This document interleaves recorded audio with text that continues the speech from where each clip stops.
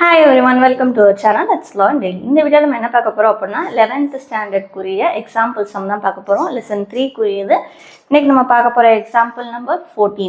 இது வந்து ஆக்சுவலா டீடைல்ல அப்ளிகேஷனுக்கு சேர்த்து எழுதுவோம் லாமஸ் தியரத்துக்கு. சோ அந்த எக்ஸாம்பிள் சம் பாப்போமா? A baby is playing in a swing which is hanging with the help of two identical chains is at rest.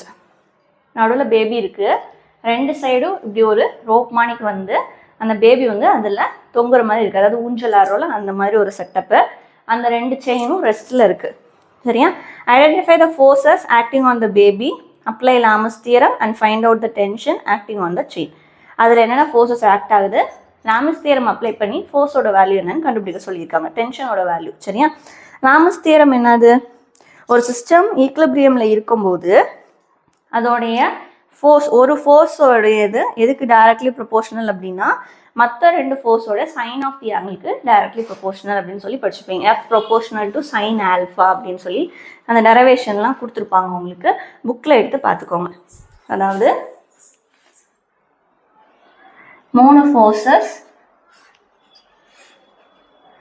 F1 F2 F3 மூணு forces ஒரு சிஸ்டமில் ஆக்ட் ஆகும்போது அந்த சிஸ்டம் ஈக்லிபிரியமில் இருந்தால் இந்த சைடு இருக்க ஆங்கிள் ஆல்ஃபா பீட்டா காமா. அப்போ F1 உடைய value directly proportional to sine of angle between other two forces, அதாவது F2 அண்ட் F3க்கு நடுவோட ஃபோர்ஸ் ஆங்கிள் என்னது ஆல்ஃபா.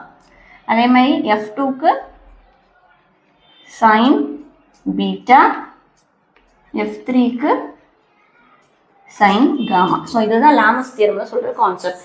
இப்போ உங்களுடைய இதுபடி என்னது, இங்கே பேபி இருக்குது, ரெண்டு சைடும் அந்த ஸ்ப்ரிங்கோட செயின்ஸ் இருக்குது, இதோட ஊஞ்சல் ஆகிட்டு இருக்கு அந்த பேபி.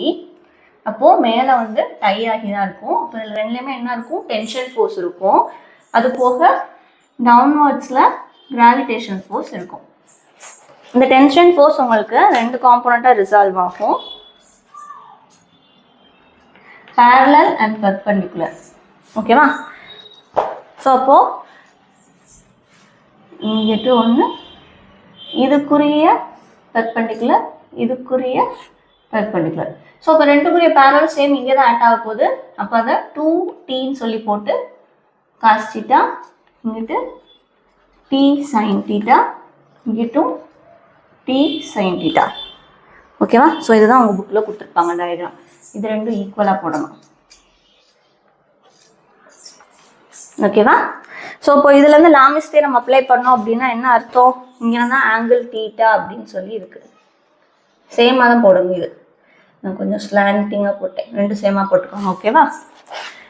அப்போ உங்கள் லாமஸ் தியரம் படி அப்ளை பண்ணும்போது என்ன ஆகும், இந்த ஹோல் ஆங்கிளில் இந்த குட்டி பார்ட்டு தீட்டா.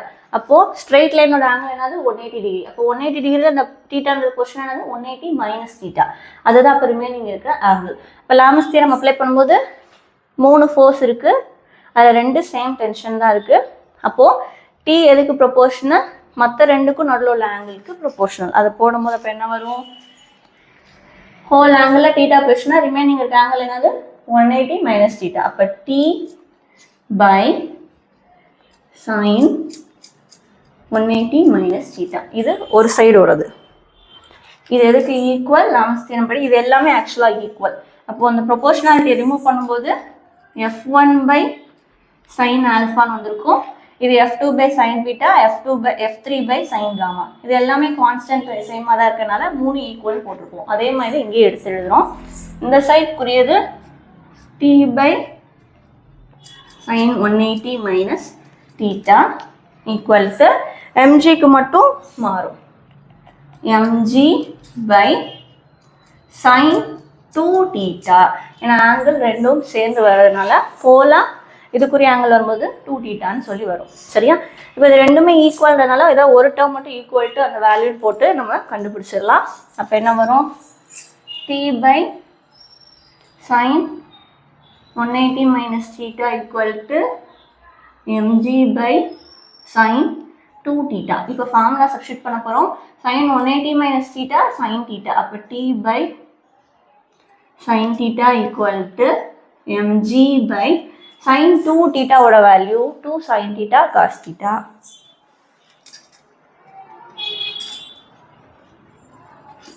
அப்போ டீக்கு பதில் ரீஅரேஞ்ச் பண்ணிங்கன்னா இந்த சைன் தீட்டா அங்கே போகும். அப்போ mg/2 sign theta cos theta மேலே ஒரு சைன் தீட்டா ரெண்டும் கேன்சல் அவுட் ஆயிடுச்சுன்னா டென்ஷனுடைய வேல்யூ என்ன வரும் உங்களுக்கு?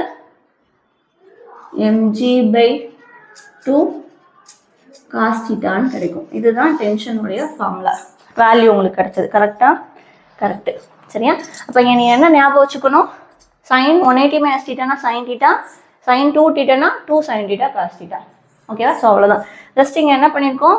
லாம்ஸ் தியரம் அப்ளை பண்ண போகிறோம். லாம்ஸ் தியரம் படி ஒரு சிஸ்டம் எடுத்துக்கிறோம், அது ஈக்லிபிரியமில் இருக்கணும். ஒரு ஃபோர்ஸ் எதுக்கு டைரக்ட்லி ப்ரொபோர்ஷனல்? மற்ற 2 ஃபோர்ஸோட சைன் ஆங்கிளுக்கு ப்ரொபோர்ஷனல். அப்போ F1 equal to sine alpha, F2 equal to sine beta, F3 equal to sine gamma. Proportionality remove பண்ணணும்னா அது கீழே கொண்டு வருவோம். அப்போ F1 by sine alpha equal to constant, F2 by sin beta equal to constant, F3 by sin gamma equal to constant. எல்லாமே கான்ஸ்டன்ட்னால மூணுமே equal போட்டலாம். அந்த கடைசி ஈக்குவேஷன் வச்சு தான் இங்கே ஃப்ரேம் பண்ணியிருக்கோம். இங்கே இருக்கிற force 2 tension and gravitational force. இது 180 டிகிரின்னு எடுத்துக்கிட்டோம் அப்படின்னா ரிமைனிங் இருக்க இந்த ஆங்கிள் எவ்வளோ இருக்கும்? 180 மைனஸ் தீட்டா. இதுதான் இதுக்கு நடுவில் இருக்கிற ஆங்கிள். ஸோ அதை வச்சு எடுத்து போட்டிங்கன்னா T by sin 180 minus theta ஒரு சைடுக்குரியது, இன்னொரு சைடுக்குரியதும் T by sin 180 minus theta. இந்த mgக்கு போடும்போது mg பை டோட்டலாக வர ஆங்கிள் இங்கே 2 தீட்டா, அதனால் சைன் 2 தீட்டான்னு போட்டிருப்போம். இது ரெண்டும் சேம்னால இது ரெண்டும் ஈக்குவேட் பண்ணியிருப்பீங்க. Sine 180 minus theta sine theta, sine 2 தீட்டானா 2 சைன் தீட்டா காஸ் தீட்டா. ட்ரிக்னாமெட்ரியில் இது 2 ஃபார்முலாஸும் இருக்குது, செக் பண்ணி பார்த்துக்கோங்க. சப்ஸ்டிட் பண்ணிட்டு இதை ஈக்குவேட் பண்ணிங்கன்னா டென்ஷனோட வேல்யூ கண்டுபிடிச்சிடலாம். ரொம்ப ஈஸியான சம். சரியா? டீட்டெயிலுக்கும் யூஸ் ஆகும், அதனால் பார்த்துக்கோங்க. இதில் ஏதாவது டவுட் இருந்தால் கேளுங்க. மறக்காமல் பிளேலிஸ்ட்டில் நம்ம வீடியோஸை செக் பண்ணி பார்த்துருங்க. இன்னைக்கு தான் நம்ம வீடியோ ஃபஸ்ட் டைம் பார்க்குறீங்கன்னா மறக்காமல் சப்ஸ்கிரைப் பண்ணிடுங்க. தேங்க்யூ.